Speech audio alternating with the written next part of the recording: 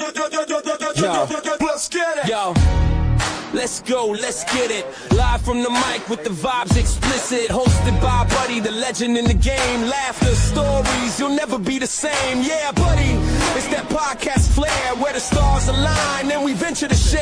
Yeah. Step into the studio, lights shining bright. Buddy Rahming's got the crew and the vibes just right. From comedians to actors, models and more. Entertainment biz, we're ready to explore. Chilling with legends, having heart-to-heart chats. Discussing personal journeys, no tips or hacks. With laughs that echo and stories that amaze. Every episode's a treat, let the conversation blaze. Yeah, buddy, welcome to the show. Yes. What's going on, world? It's your man, Buddy Rahming. We are back at it, y'all, with another episode of Boom, the Yeah Buddy podcast. You know how we do like every episode. You are returning guests. Thank you for tuning back in. And if this is your first time tuning in, how we do every episode is I bring one of my friends from the entertainment business in. We sit down, chop it up, talk about what's going on in the entertainment business and what we got going on in our respective journeys here in acting, comedy, filmmaking, whatever it may be. This episode, like I said, we continue the one buddy after another journey as we go through and follow one battle after another as it goes through the awards ceremony season. Last episode, we talked about Best Picture. This episode, we're going to go and dive into Best Directors. But we can't do that without, of course, our co-host has been along this journey with us, Mr. Brandon Larson. Brandon, how you doing, man? Hey, I'm doing great. I hope everybody's doing great out there too. I appreciate you guys tuning in. Yes, sir.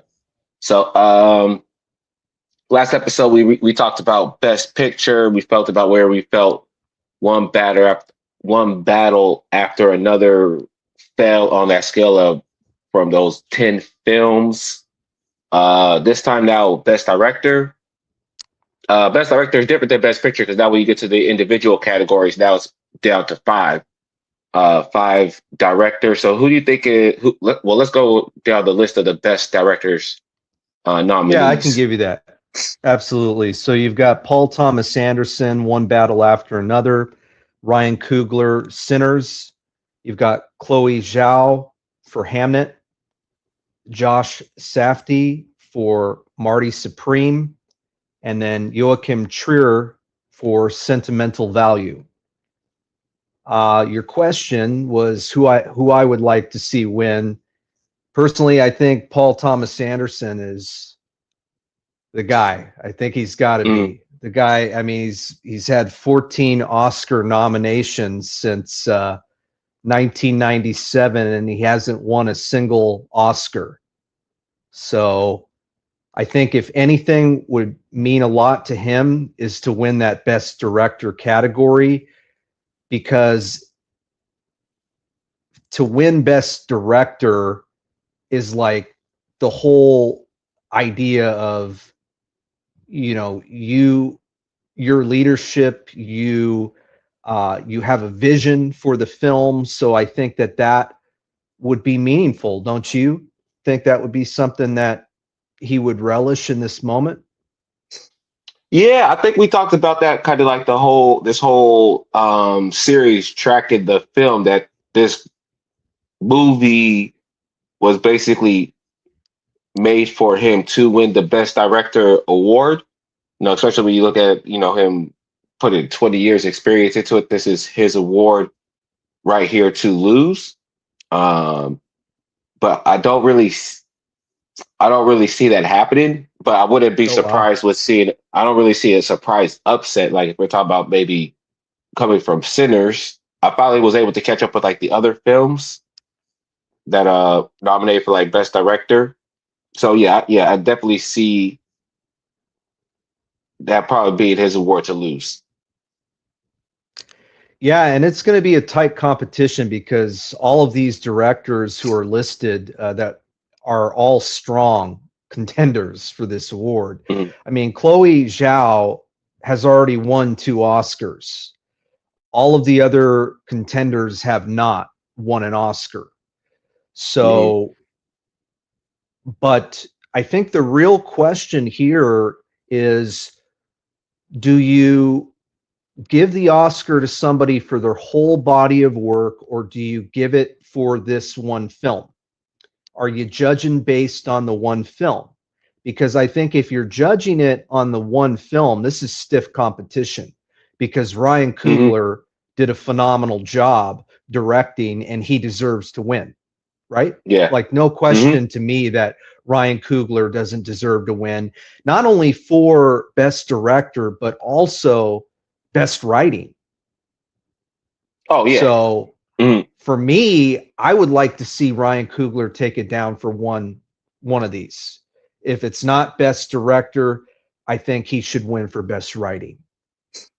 No, yeah, I like that input, how you said whether, and this is why I feel that if it is Paul Thomas Anderson is to lose, is if the voters do tend to, their votes sway that way, is okay, we're just going to give them a legacy or like a longevity Oscar, kind of like how they did with Leonardo DiCaprio with The Revenant or whatever. But if they was to really go back and just, like I said, who directed the best picture this year, stylistically wise, like cinematography wise, being able to tell the story cohesively to where the sound matches with the story matches with the editing, and all that type of stuff, then I will get. That's why I said I would give it to Ryan Coogler. I would see Ryan Coogler. Oh, wow. I wouldn't say necessarily the upset, because there's no upset in this category.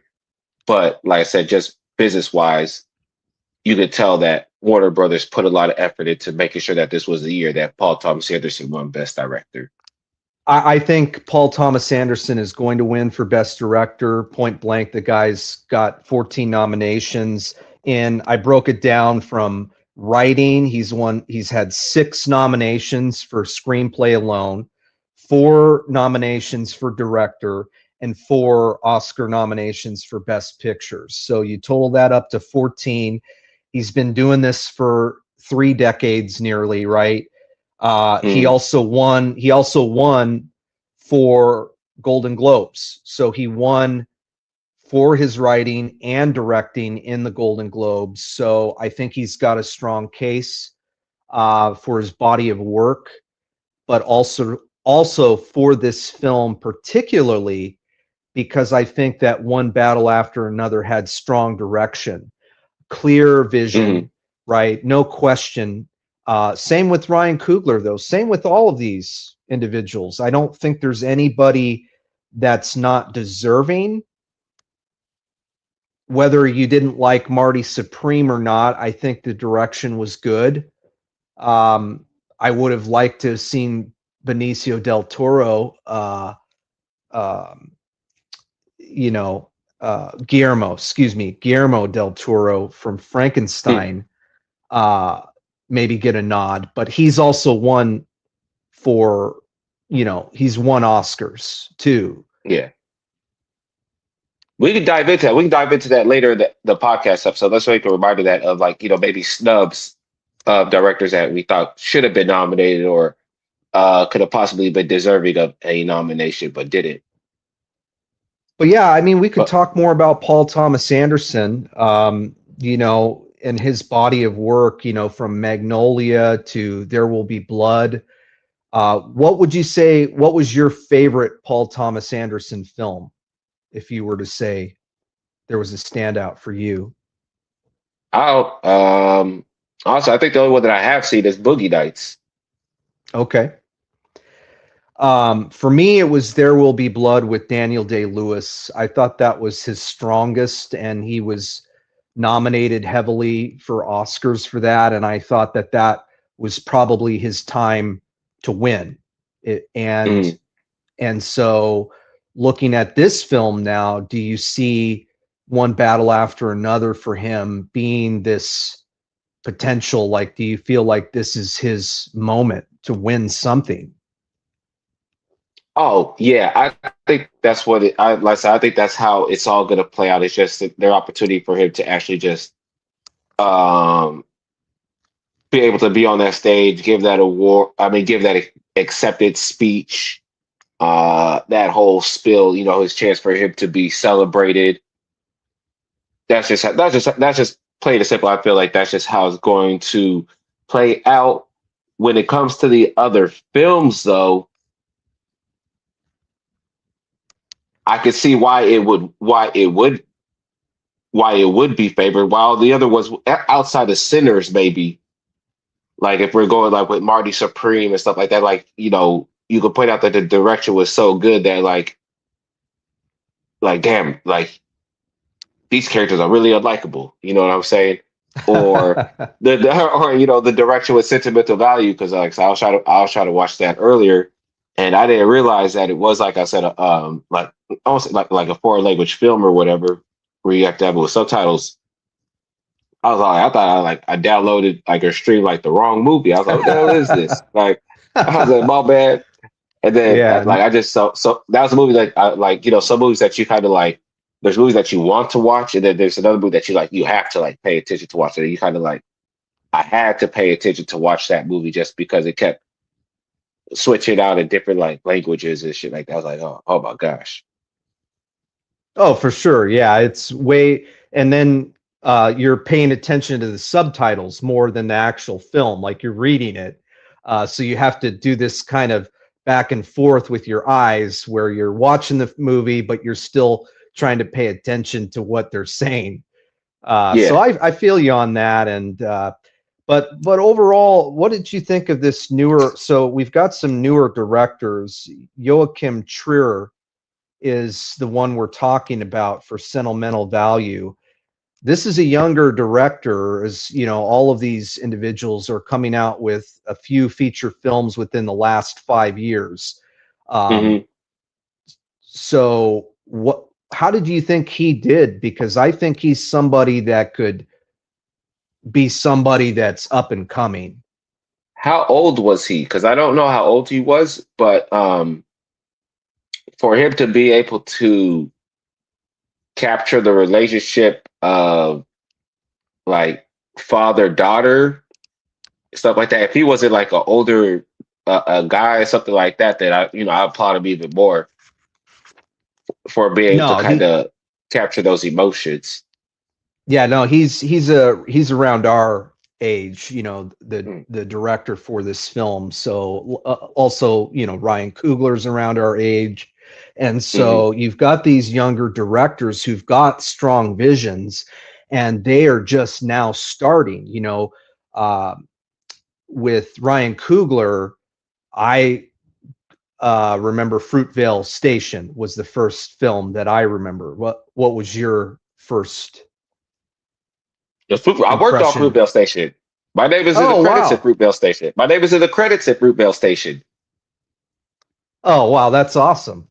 Yeah, yeah. I work with I from a bird's eye view see Michael B. Jordan and Ryan Coogler work together and stuff like that. So that's experience. Their takeaway, just being able to sit back and kind of just like watch two people be like in control. Like the chemistry kind of wasn't there because not at the point where it is now, but you could definitely see like how we say like Spike Lee and Denzel type. This like you could definitely get that feeling on it on the set that they definitely had something. Yeah, and from there, because that's like I feel like that was his first. Would you say that was Ryan Coogler's breakout film? Like that put him on the map? That was the movie. That was the movie that made both of them. Yep. Shot both of them into the mainstream, and that's also something that's pretty cool to see too.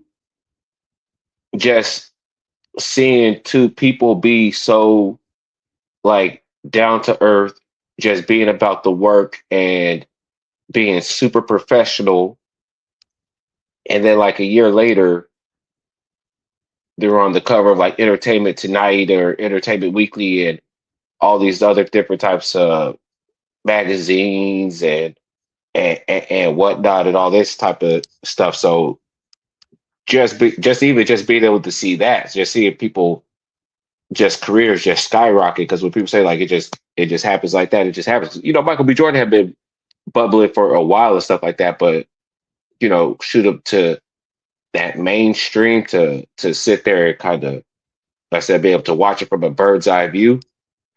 Yeah, it's crazy. Yeah, and I mean, this wasn't that long ago. I mean, this was in 2021, roughly. And so you've got 3 Oscar nominations for Ryan Coogler for Sinners Alone. He had 2 previous nominations. One was for Best Picture, Judas and the Black Messiah. Hmm. And he also had a nomination for Best Music Written, Original Song, and it was Lift Me Up from Black Panther, Wakanda Forever. Oh yeah, I So, think Rihanna did that song, and then I think Judas and the Black Messiah. I think he produced that one.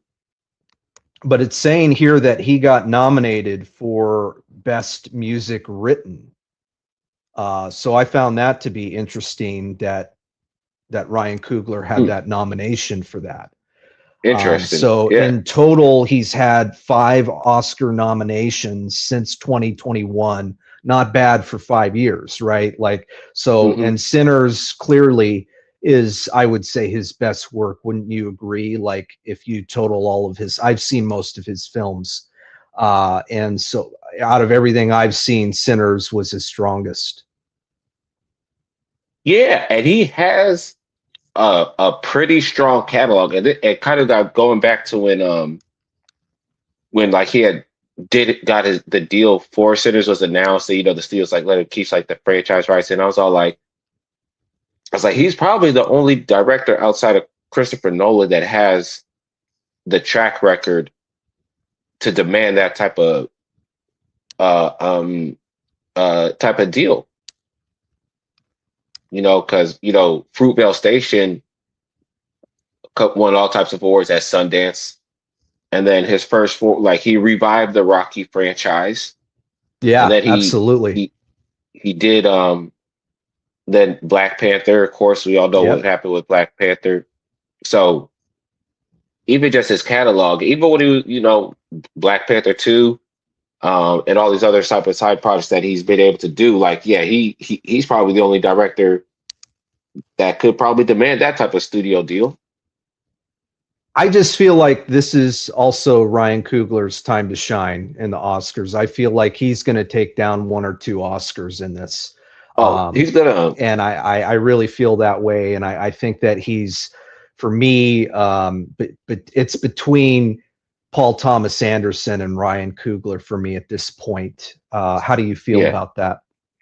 yeah. It goes back to how you were saying. I know it's like with these being like younger directors that are being nominated compared to with Paul Thomas Anderson. I mean, shoot, this might be Paul Thomas Anderson's last chance to win a Best Director award I because think so. all these other directors like Ryan Coogler, the Safdie, Chloe Zhao, hey, they ain't going nowhere. No. Their filmography is about to just grow. And Chloe Zhao, she's already won for Best Director. She's Hmm. already won for Best Picture. I got to check out her work in Nomadland, so I really want to check that out. But I did watch what she did for Hamnet, and I was extremely impressed by her directing. And I think that she has a strong vision, and she also makes a case as why she's nominated right now. And so I can't take anything away from her vision, what she was able to make me feel during the course of watching this film, Hamnet. I thought it was a strong film. It's a contender to win. Top 3, top 4 films this year. And she makes a strong case for me. Hmm. I said Hamnet. That's what I'm gonna have to go back and rewatch because I did. I said I watched that one kind of late at night, but no disagreements here because I even said I believe with the Golden Globes was announced that would it had won Best Drama. I think it was that's going to be one of the ones that bring because they like just like with all these other pictures, man. They did their homework as far as like campaigning and Yep. what it takes to win the Oscar and everything like that. it's really going to come down to how the Academy chooses to vote. And one thing I noticed is that something that happened different this year is usually the Golden Globes is kind of a precursor to the Oscars and even like the Actors Awards to some degree, but not really this year. You know, they kind of with the having like Delroy, Lindo being Oscar nominated, Guillermo del Toro being left off. Right. It's a very interesting to see how the Academy will choose to vote. It's kind of like they're just doing their own thing this year, rather than just following what everybody else is doing. Yeah, and I think talking about more about this Josh Safdie, we both watched Uncut Gems.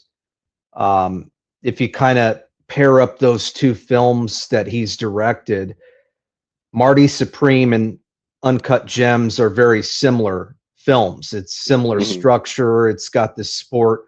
I mean, for me, I liked Uncut Gems better just because I believed it more, and I felt like Kevin Garnett really helped support that film.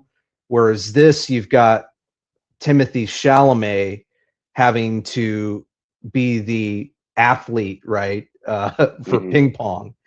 And I don't know. This wasn't really one of my favorite films, but I'm trying to think in terms of the direction of the film, and I think it was strong direction. I don't think it was bad direction. I wasn't a fan of the film, and so you're trying to separate those two items when you're thinking about this critically.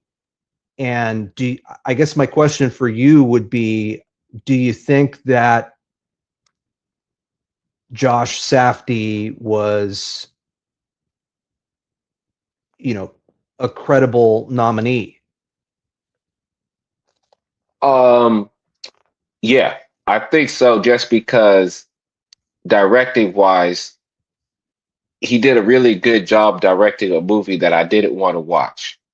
He did a really good job at directing and guiding these characters that I did not like. I was like, I can't really get along with these characters, but I'm still sitting back here watching the whole movie. I'm watching the story unfold, see how it's played out. Even if I was sitting back, I was like, man, I really don't want to see this main character win. I'm sitting back watching, and that's what I say he's really good at as a director. Is he's really good at making you sit back and invest your time emotionally into these unlikable assholes. People who, and I think to some degree we're like that, kind of like in real life. You know what I'm saying? Where there could be all these sort of red flags about somebody, but you still don't really care. You're still just going to kind of invest your time in that person until they screw you over. Then you're like, damn it, I knew it. I knew it all along, but I didn't trust my gut. For sure, for sure. Yeah. Like, everybody knew at the end of. Everybody knew at the end of Uncut Gems, Adam Sandler was going to get shot in the head. We all knew it was coming. We knew it was coming for him. We were just surprised when it happened. Right. Yeah. Or you were hoping that maybe it wouldn't happen to some extent, but you weren't really surprised to see that it happened. But I hear you. I'm curious what you think in terms of like ranking these directors, who you feel was the strongest. I think I kind of heard you say Ryan Coogler was the strongest for you. Is that right? Yeah, like I said, just that jukebox scene alone, I feel directing that scene. I gotta go back watch the behind the scenes if that was like a one take or whatever. Like I'll tell you when they tell the story of music and blues, how it's all connected. Like just that scene alone, I'm all like should win the best director award.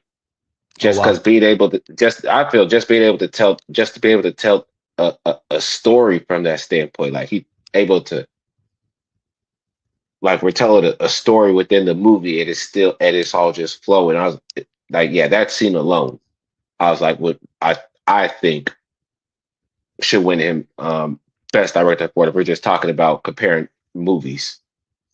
Yeah, I agree with you wholeheartedly. I think that Ryan Coogler was the strongest director this year.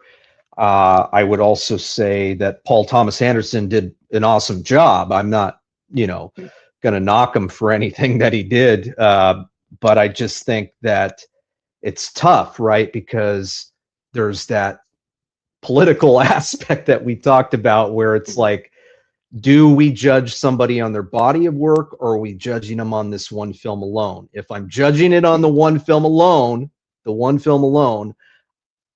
I got to go with Ryan Coogler. Mm-hmm. And one thing That's as a filmmaker, I'm always going to lean into the person that's creating something original, rather as opposed to somebody that's an adapted screenplay or some other story.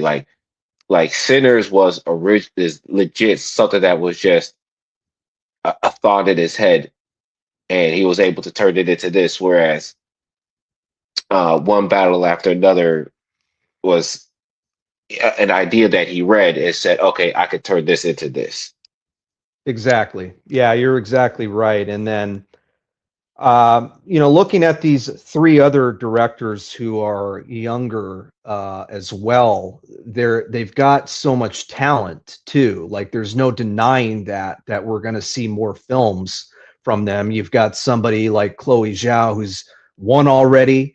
And here she is nominated again, so she's going to be a contender, it seems like, every year if she's coming out with a new film every year or every 2 years. I mean, we're going to keep hearing from her. Like, she's not going away. Yeah. Like, she's at that point. Yeah, she's at that point to where every movie she puts out, she's probably going to be nominated for Best Director. Oh, absolutely, because I think you can tell in her level of detail. And I think this was interesting too, that a lot of directors also edit their films. What do you think of a director being able to do both? Like, would you give them more props if they were able to do both, or do you think that they should just stick to one thing? I think if they could do it, hats off to them, because it's just making sure, reassure that the story that you want to be told is being told. So if you know how to do it and can do it, hats off to you. But then I also feel that in the post-production process, that's where collaboration and input also really comes into play too, because you might want to get somebody else's opinion as far as like which take works best here. And it's almost like having somebody review your movie before it's actually made, somebody to give you insight and input. I also think it's important too, like if somebody also produced the film while directing it, that's a lot of work on somebody. But with that said, you have more creative control as a producer. Like, if we think of the chain of command, who really has the control in making a movie?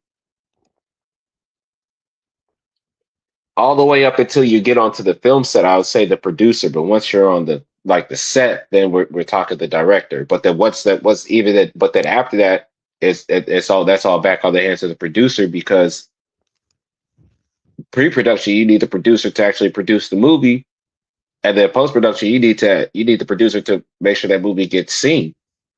And what if the producer doesn't like the job that the director is doing? At any time, that director can be fired, right? So I know you've had some. Go ahead.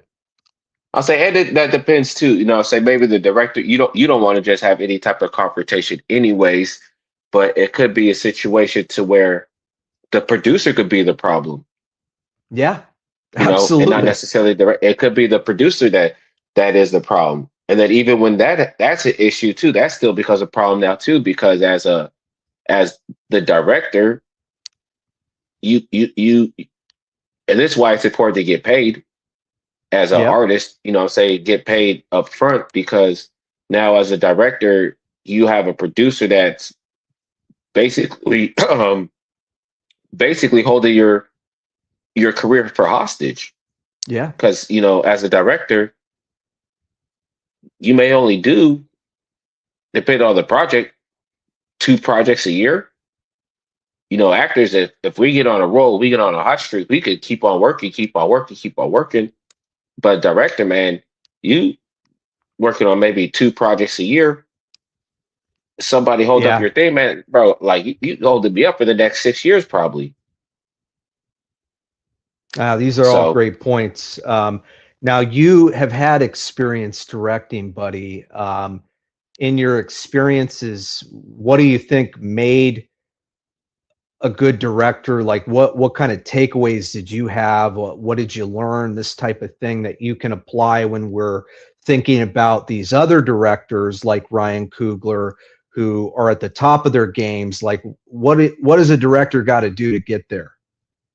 mm, I'm not sure because I would classify myself as somebody that's directed something, but I wouldn't classify myself as a director. But what I would take away from what I learned from directing is that, well, one, I'm an actor's director, so I know going in, I'm a lean. My strong suit is being able to get the best out of my actors, but I don't know shit about lighting or sound or anything like that. You know what I'm saying? So Right. that's where the collaboration process as well is. I'm trying to make sure that my AD, or if I want to have like a co-director with me, that's something that I know that they could take care of. Like I'll let you handle the lighting, you talk to the sound department, whatever, cameras, all this type of stuff. Y'all can handle that. I just want to make sure that me personally, that I know I can get the best performance out of my actors.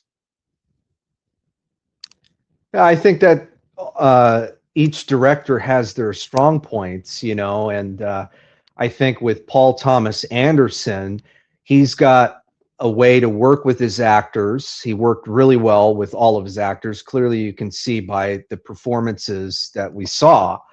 And also cinematography, like the guy knows a camera really well.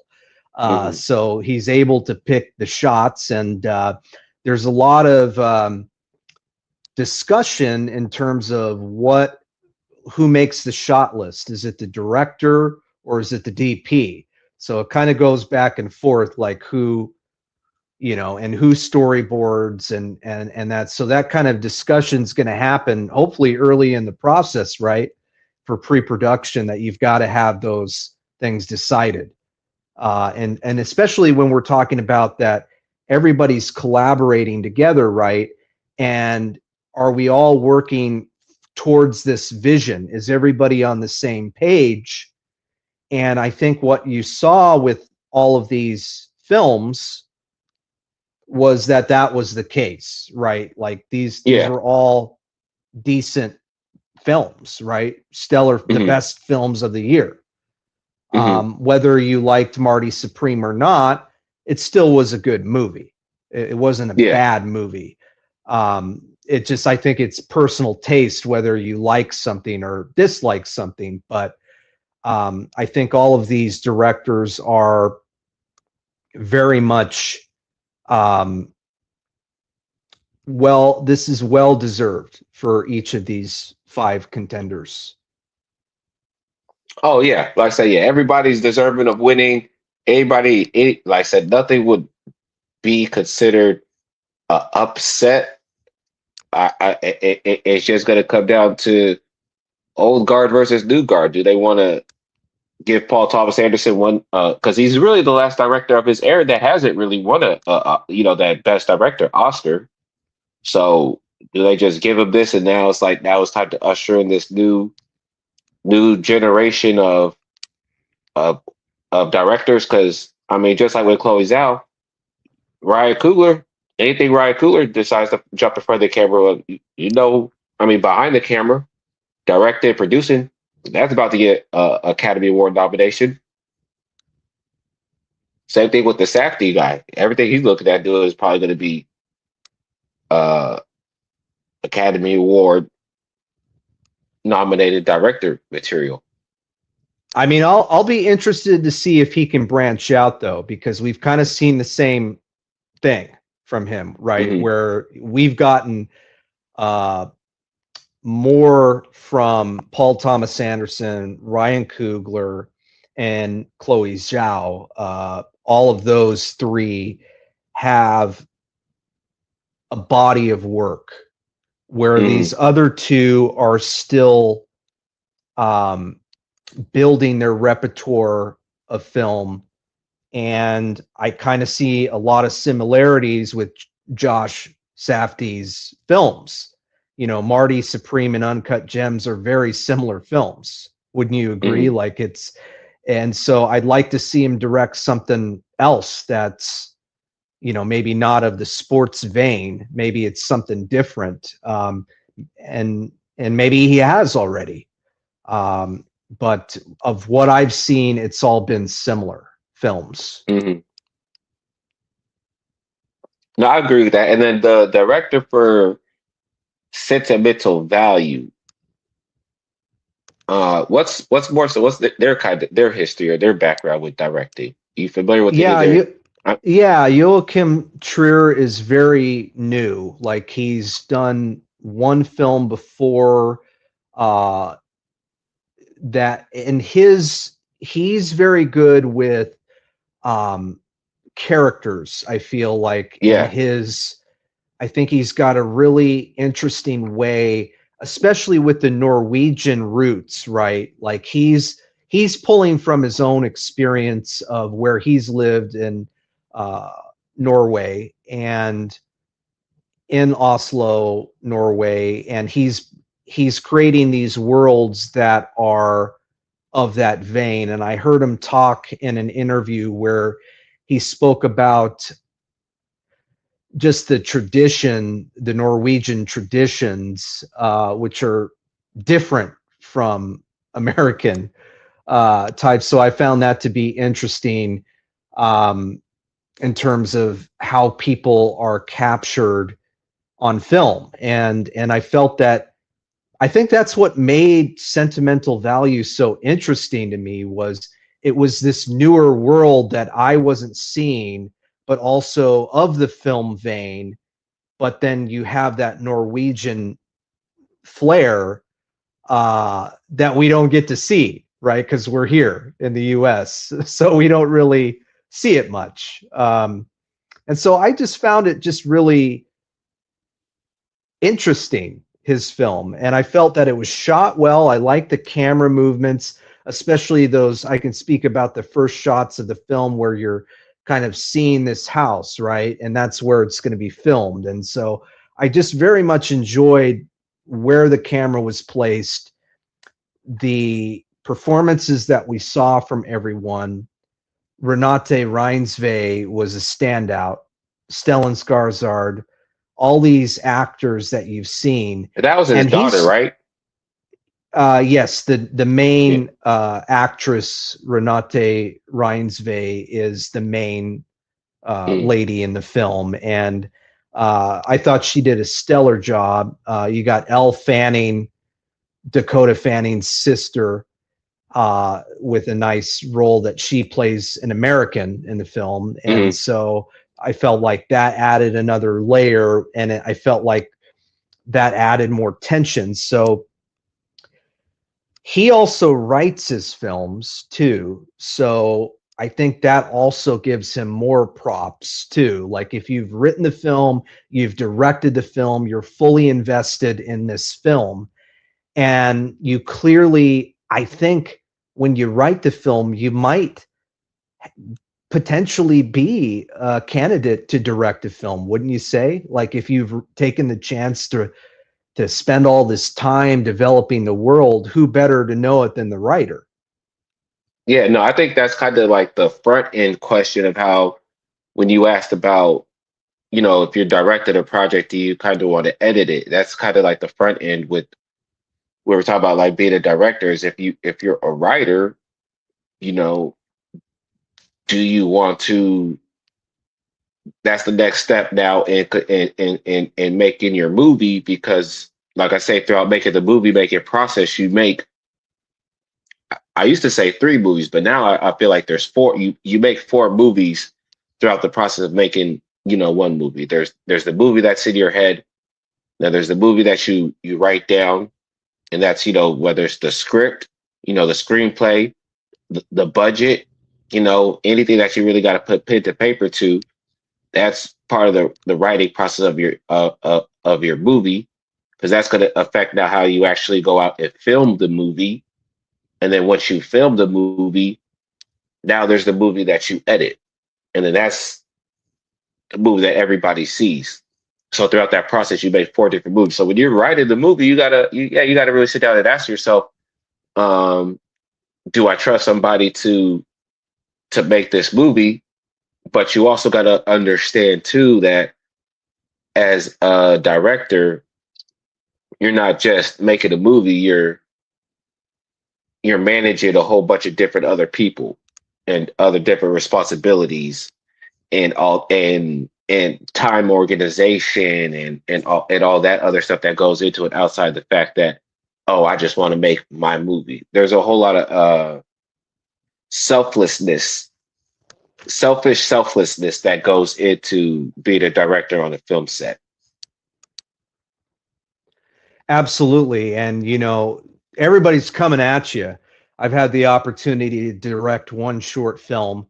And in that experience, I had every department asking me questions, and I had to have answers. Mm-hmm. Rather than, sure, you can delegate up to a point, but if you're directing, you've got to have a clear vision. You've got to have thought about every logistic and what could potentially go wrong, and also changing stuff up. I remember, we had this long shot list, and we couldn't get it all done in a day. There's just no way. When you're on these bigger sets, sure, there's more time, but they still got to make their days, right? They still have to make their days. So there's not all this time. And you've got to be able to work on the fly, because stuff happens. A bird pooped on a car, and we had to wipe off the car. That delayed us, because you know what I mean? Because in the take before, there was no bird poop. So stuff like that's going to happen on set. You've got to be able to rock and roll and keep it going. And I'm sure that all 5 of these individuals are rocking and rolling with their team, because you and I both we both witnessed what Paul Thomas Anderson was doing. You've gotten to see Ryan Coogler and what he's done on set. And so these are the pros. And so I was definitely witnessing greatness when I saw Paul Thomas Anderson at work. I think the guy is a phenomenal director. I really do. And they make it look so simple. They make it look so easy. They make it look like they're really not doing anything on set. Look like they're just whispering in somebody's ear, and then somebody else goes and runs and tells somebody else to do something, and that's it. But no, so many different things that they have to manage outside of just trying to get a really good shot in. Mm-hmm. So let's talk about some snubs. Is there any directors that you let's say a prize, because everybody who was nominated was deserving of being a nomination, but was there anybody up on there that you wish you would have seen get a nomination? Yeah, I really felt Guillermo del Toro for Frankenstein gave strong direction in that film. Personally, I enjoyed every actor's performance in that film. I loved the art direction. I loved everything about the film. There wasn't anything that I didn't like. And so for me, that would be the one director that I felt got snubbed in a way. But then again, he's had so much success with Pan's Labyrinth. He's The Shape of Water. He's done so many great films, and he's won Oscars. So he's achieved everything there is to achieve, and everything at this point is just icing on the cake for him. But I just felt that Frankenstein was a strong film, and I really hope that it wins an award. I don't know who I would replace. I guess Josh Safdie I would replace. Mhm. But then again, that's a rough choice that they had to make, that they could only nominate 5 people. And Yeah. with the 5 people that they nominated, I feel they did a fair job. The Mhm. Academy is who I'm speaking about. I feel that the Academy did a fair job. But, Guillermo, I felt was well deserved for a nomination. Yeah. Yeah. Um. Yeah. So none of them really surprised me, and yeah, I don't really see anybody getting snubbed. I would like say, let's say maybe Frankenstein, but I could see why they didn't do it. If I could say maybe one other snub. Um. I'm a butcher his name, but the director for Begonia, Okay. I think it's like Yeah, Milo something. But like I said, yeah, because that's just one of those that's one of those movies that's just so far out there. I think that people didn't really know what to do with it. Emma Stone got nominated for Best Actress, but as far as like Best Director goes, they're like, bro, like, all right, we've let you had your fill of weird movies. We're gonna give to somebody else now. yeah, and all of these directors, I felt did a stellar job. There wasn't anybody that didn't do a fine job where you could say somebody got snubbed. But for me, um, I still think Ryan Coogler's the strongest, right? And then I'd Hmm. probably put Paul Thomas Anderson next, then Chloe Zhao neck and neck. Then I put Joachim Trier, who did Sentimental Value, and then I put Josh Safdie down at the bottom. If I'm going to rank the 5 right now for you, Hmm. that would be my ranking. And so I think it's a toss up uh, between Ryan Coogler and PTA. I think PTA is a strong director, but in terms of whether he's going to win or not is yet to be decided. Yeah. Uh, we don't really know. And if we're speculating, I feel he's got a strong chance. And I think the right thing to do would be to give him the win Mm-hmm. for best Mm-hmm. director. And then I give best writing to Ryan Coogler. But remember, If that's you're two. They're two wanting, different. They're two different categories for writing. right? Yeah, I think I'd have to give Ryan Coogler for best writing though, Yeah. Yeah. because there was strong writing in that film, and as well as the direction. So it's like, if you want to, how can we appease everybody? How can everybody shine in this, How to can where it's everybody get not all something? about, yeah, like where it's not all Paul Thomas Anderson or not all Ryan Coogler, because I think you need to award both. Wouldn't you say? I mean, you can't Yeah, we got to award award. everybody. Can't award everyone. We just got to give it to the person that's the best at this point. We stop being cookie cutter about it, and we just got to give it to the person who who just had the best for that category. I feel Ryan Coogler, um, best director. Then stop being cookie cutter about it. Be like, hey, you know what, Paul Thomas Anderson, you had your chance with There Will Be Blood, you all these other films, man, but hey, Ryan got you this year, bro. It's okay. Don't worry about it. And then You'll get an honorary one. if he does, he's going to get 3 Oscar nominations, because I mean, the only other way that Paul Thomas Anderson would get it is if One Battle wins for Best Picture. Hmm. So I think with Ryan Coogler getting Best Picture, directing, and writing, do you think that he could take down all 3 Oscars? Do you think that's a possibility, or is he going to win 2 out of 3? I see him winning. 2. I'd give him two out of 3. Which two those? I mean, one of them be for best original screenplay, and then for best best picture, best because when you talk about best picture, not only was it critically acclaimed, but it has the box office success to match it. And if that plays a big picture, and they're swaying as far as best picture goes, I mean, I can see Ryan Coogler winning best picture for Sinners, and then them giving Paul Thomas Anderson best director. Say, hey, you directed a really good film, Right. But picture wise, this was not only a cinematic masterpiece, but this was a box office smash. Y'all lost us, buddy. Sinners was cool.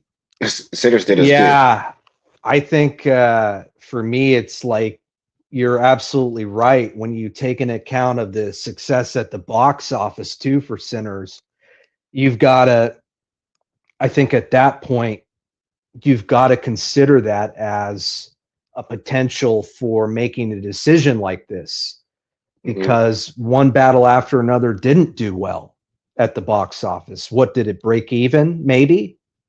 I don't even think it did that. I mean, and so if it didn't do that, can we really give it best picture? Because Sinners was, I mean, we both saw it in the theaters. Now, let me ask you this. Would you have went to go see One Battle After Another if I wasn't in it? If you weren't an extra? Would you have ran out to go see that movie as opposed to Sinners, which had a draw because I didn't need much other than the premise, and I was like, I want to go see it. Oh, Ryan Coogler is directing and wrote it. Yeah, I want to go see it. But for Paul Thomas Anderson, you might wait till streaming, right? Yeah, because I got the bias too. Because I work with both of them though. I work with Paul Thomas Anderson and Ryan Coogler. So there's that. The like for me, the bias is no, I would not have seen. One Battle After Another. Just because I said I even did. No reason I was on One Battle After Another because I once worked with Regina Hall. Oh wow.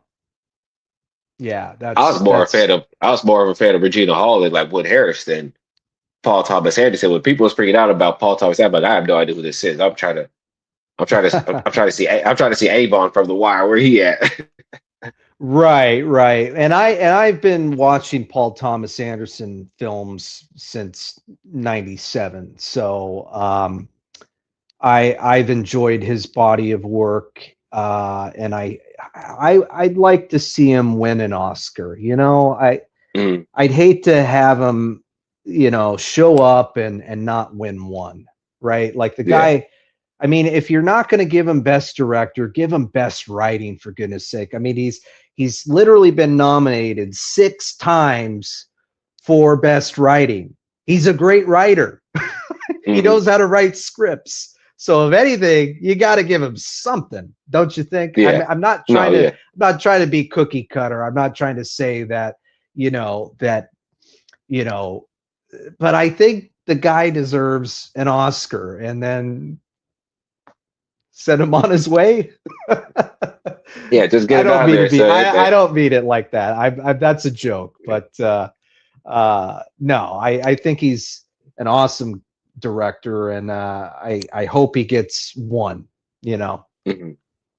No, yeah, he's gonna win something. So, like I said, I feel like like I said, it's not going to be an upset, and we'll probably go back and forth with this all the way up into the Oscars about, between Ryan Coogler and Paul Thomas Anderson as far as like any category they're nominated in together. It's really just going to be a toss up going up into the award season because it's just going to be a toss up because there's so many different awards that's going to sway everything right now. Because I didn't even it took me.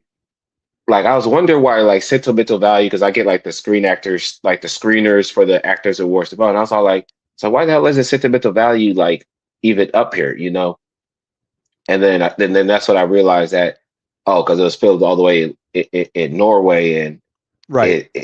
it's, and I'm like, and then even like think about it, like it's not even like a foreign language film.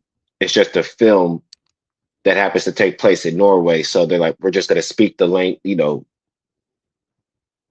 I'm glad you said that because that's got to be a harder road to get to the US, right? If you're a foreign mm, film and you're trying to sell, like if you're campaigning a movie, it's got to be like exceptional. It's got to be an outstanding movie for it to hit the United States and make people want to see it with the subtitles. So I think the Oscar is what makes people want to go see the movie, because would we have heard about this film if it wasn't nominated for an Oscar?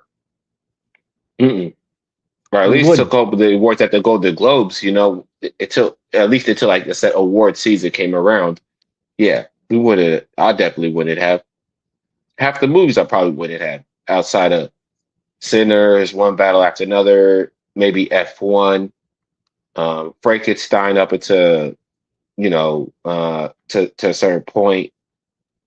Then that's about it, really. But that's still a lot though, considering that award season they don't normally highlight those pop culture movies or movies that usually award season movies are tailored directly for award season. It just kind of feels like this year, especially like I said, this year especially, they just took a look around at what the best movies were, and said, okay, and each specific genre, because even the movie, every movie's so good, but every movie's so different. And then you got me thinking about Adam Sumner, who passed away, right? Like they're going to recognize him for, One Battle After Another. And Paul Thomas Anderson's going to credit him in the work that he did on the film. So I Mm, think that there's that emotional aspect too when somebody passes away. There does that go into that decision too, or I would like to know how the Academy makes these decisions. Do they have a scale? Like, do they have a way of grading these movies to be, or the director or the actor to grade, to be critical about it? I think they made it at least a rule to where you could only vote for the movies that you actually watch. So if you don't watch all the movies, it's kind of like that's okay, but you can't vote for a movie that you haven't watched. Yeah, exactly. Yeah. That, I mean, that would make the most sense, wouldn't it? But actually, it would be nice to know, and I think that that's where like these when if the audience had a say in it and they watched it, it'd be neat to have that kind of people's choice vote. But I'd just be curious to know how the Academy sits down, and are they having discussions every day about it, or do they already know? Mm, I don't know. I think it comes up to. I know how we do it with SAG is there's a group of people who I don't think they do it all year round, but like once it gets to a certain point, like in the timeline of like, announcing the nominees or whatever, there's a group of people that they sit down and they vote for the list of nominees. And so now however long that may take, if it's a couple months or whatever it may be, there's a group of people that sit down and they vote for the nominees. And then once they vote for the nominees, then they send it out to all the people that are eligible to actually vote. So for us, it'd be SAG members. For the Academy, it'd be the members of the Academy. Uh, then we sit back and we vote on the nominees for the actual winner. Okay. So that whole entire process, as far as like getting the nominations in and then voting, we have about um, um, from the beginning of January, like the middle of January to the end of February to vote for to like watch everything and then put in our votes. So that's maybe about like 2 months just for like voting for the nominees. So then I can imagine maybe another 3 months just to figure out um, who the nominees are actually going to be, and then maybe then like a month leading up to when the once we do our final voting for who the winner is. It's like a month down the road is when no, not even a month down the road, like a week down the road is when we now when we have the award show. So I think overall it might be about like a 4 to 5 month process. Wow. Yeah, it's so much time that goes into all of this, and then to think of all the preparation that goes into award season, all the logistics that people are having to do for this. But I'm really excited to see who's going to win, and I do think it's going to be between Ryan Coogler and Paul Thomas Anderson for Best Director. I think those two are neck and neck for me. That's just my opinion. No, that's we're spot on with that. We're spot on with that. I'm excited to see what's going to happen though, because if you're judging from the body of work, you got to give it to Paul Thomas Anderson just because he's done more. But that's not to take away from anything that Ryan Coogler has done. Because I mean, but you could also look at the body of work and be like, Ryan Coogler has a smaller sample of work, but you could almost argue that he's a more successful director with a smaller body of work. I mean, he's got a $1 billion movie too. He's got 2 different $1 billion movies to his name. Yeah. So then, like I said, then that can't be it either, right? So what is it? If it's hands down who was the best director, we both said Ryan Coogler. Ryan Coogler. We both said that. Yeah. Yeah. And now I agree. It's like the MJ versus like LeBron debate almost. You want to go based off of the longevity, or you want to go based off of the impact that was made when they was playing? And it's like $2 billion movies, you know. And Ryan Coogler movies is the impact, you know, the impact. Yeah. Wow. Yeah. This is going to be something. I think it would be exciting to see Ryan Coogler take it down for both writing and directing and Best Picture. That would be something. Yeah. I mean, if he just took it down and then Paul Thomas Anderson got it for Best Writing, because they're not going to be competing against each other in that writing category, because those are 2 separate categories, adapted versus original. And so they essentially could both win an Oscar for writing. Yeah. Oh, yeah. I think those are both of theirs to win. And then, like I said, it's just gonna come down like that directing, man. But he and maybe this goes back to I said with them creating something like Ryan Coogler having an original project as opposed to an adapted screenplay. Like you could tell that, like, just being on it from the beginning, like he really put his foot in that shit. He put his all into making that film. And not to say that PTA did it, but just from the seed that sparked everything and took it from there. Like he's like, this film's based off of my uncle, as opposed to, I have a film that was based off of something that I read. The impact is way different. And we both agree that Sinners was a stronger film than One Battle After Another. It because both had exceptional performances, both had excellent directing, both had great writing. So it's like, but then